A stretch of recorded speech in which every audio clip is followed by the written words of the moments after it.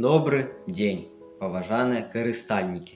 Працягваем рубрыку «Гаворыць кніга». Я прапаную вам акунуцца ў свет цудоўнай беларускай мовы і паслухаць беларускую народную казку «Стары бацька». Даўней было так. Як састарэе бацька, то сын завязе яго ў глухую пушчу, ды і пакіне там. Вось аднаго разу павёз сын бацьку ў пушчу.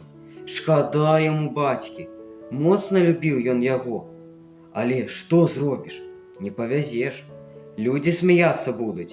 Старых, скажуць, звычай не трымаецца, яшчэ з сяла выганяць. Едзе ён так, маркотны.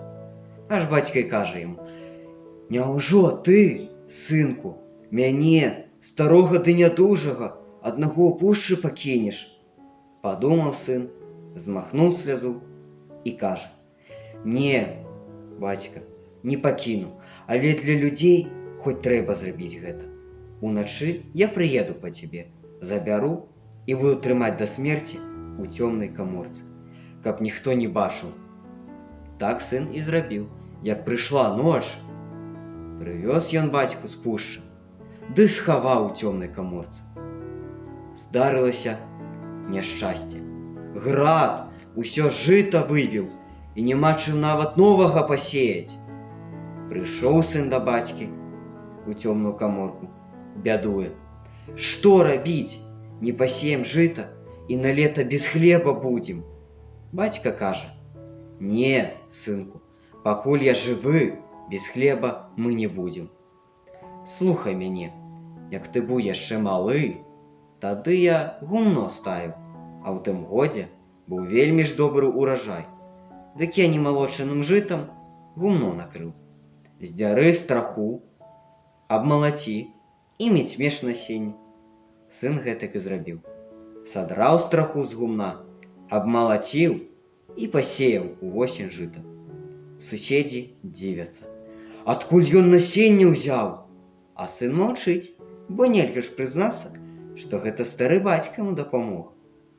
Прыйшла зіма, няма чаго есці.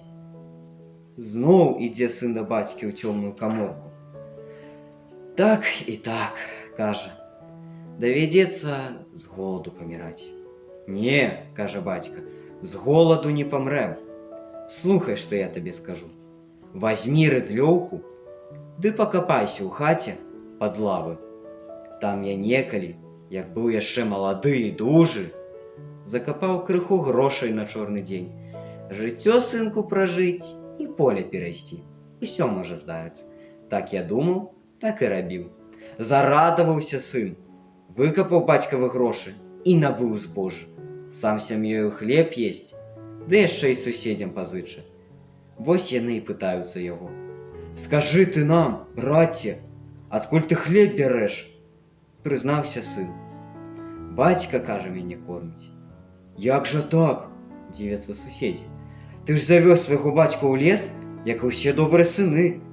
«Не, — кажа ён, — я не зрабіў так, як вы робіце, а пакінуў пры сябе бацьку дажываць век. Затое, як прыйшла бяда, бацька мне дапамог. Старыя людзі большы розум маюць, чым маладыя». Перасталі з таго часу сыны бацькоў у пушчу вазіць, а пачалі пад старасць шанаваць іх і даглядаць.